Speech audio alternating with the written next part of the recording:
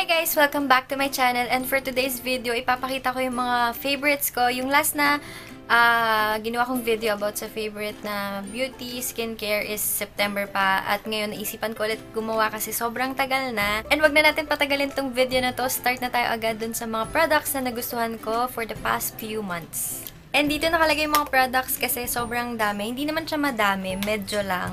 Kasi ang tagal nga nun, tas pa-iba-iba yung ginagamit ko. And baka makatulong din sa inyo kasi yung iba talaga dito as in maganda talaga.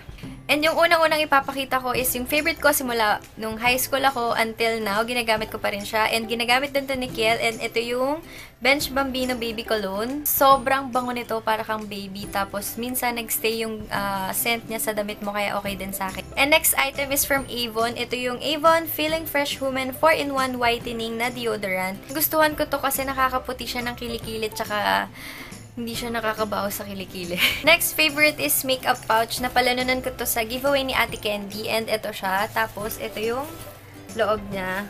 Pwede kang maglagay dito ng makeup, ng cards, ng pera. Kahit anong gusto mong ilagay na pwedeng pang travel. And next naman na favorite ko is from iWhite Facial Whitening Cream. Bale, yung pons, hindi ko na siya ginagamit ngayon kasi bumili yung mama ko ng ganito, tas ginamit ko and ang ganda niya. Pareho lang din sila ng pants pero mas gusto ko to kasi mas madali siyang i-apply sa mukha. Favorite is cream. Bale, Glysolid Glycerin Cream siya.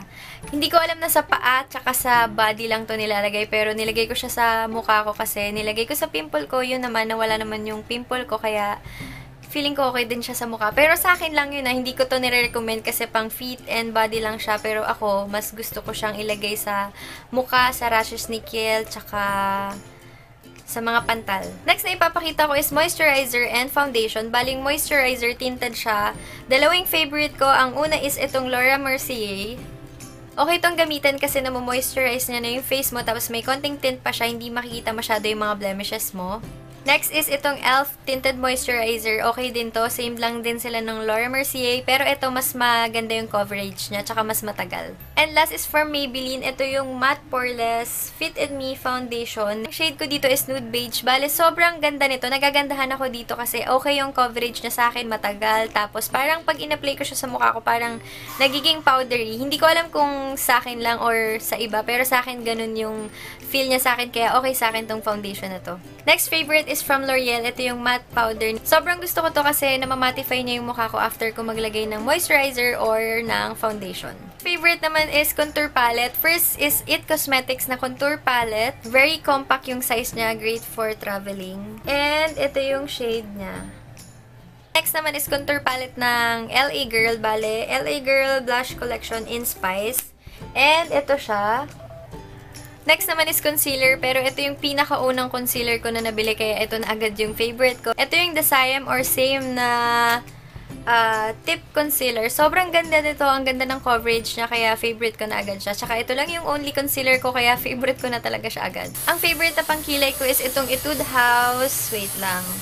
Etude House Drawing Eyebrow Pencil. Bale, favorite na favorite ko to, pati yung sa Daiso. Kaso nawala na ng kapatid ko. Hindi ko alam kung saan niya nalagay. Pero ubus na din yun. Kaya bumili na ako ng isa. Para sa akin, mas madali siyang gamitin kasi mas nakokontrol ko yung pag-stroke sa kilay ko. Kasi dun sa mga pencil, parang nakakapalan ako. Next naman is Shiseido na eyebrow pencil. Bale, ganito na lang siya kaliit kasi favorite ko din to. Ito yung ginagamit ko before nito. Pero pag nawawalan ako ng ganito, ito yung ginagamit. This is yung mga favorite na lipstick ko. First is itong Maybelline na Velvet Matte Lipstick. Ang shade ko is Touch of Spice. Sobrang ganda nito as in.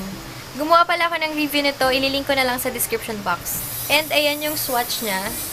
Next favorite is ColourPop in Lumiere 2. Sobrang gusto ko to. Alam nyo yun. Gumawa din ako ng review nito. Ililink ko sa description box. And ito yung swatch niya. And kapag ayoko naman gumamit ng lipstick, gusto ko lang gumamit ng lip and cheek tint. Ang ginagamit ko is itong vanilla ko. Next favorite is brow gel from Ellen Tracy. Ito siya. Wala tong kulay, parang ano lang siya, anong tawag dito? Transparent lang siya. Pero napapatagal na yung kilay ko. Last na favorite ko is itong It's So Big Mascara by Elizabeth Mott. Ito siya.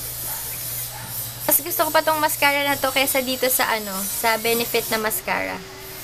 Nagising na si Kiel, wait lang.